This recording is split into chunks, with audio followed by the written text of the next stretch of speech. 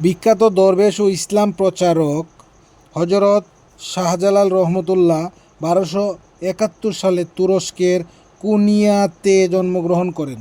তার বাবা শায়খ মাহমুদ প্রাচীন আরবের হেজাজ ভূমি তৎকালীন ইয়েমেন প্রদেশে বসবাস করতেন। হজরত শাহজালাল ইসলাম প্রচারের উদ্দেশ্যে 360 জন আউলিয়া নিয়ে বাংলাদেশের সিলেট অঞ্চলে আসেন।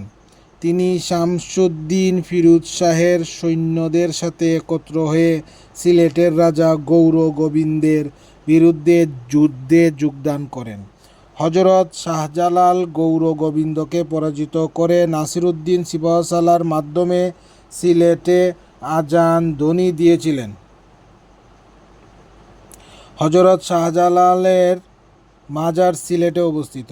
হজরত শাহজালালের নাম অনুসারে সিলেট জালালাবাদ নামে পরিচিত হয়। তার ব্যবহৃত তরবারি তার মাজারের সন্নিকটে সংরক্ষণ করা আছে।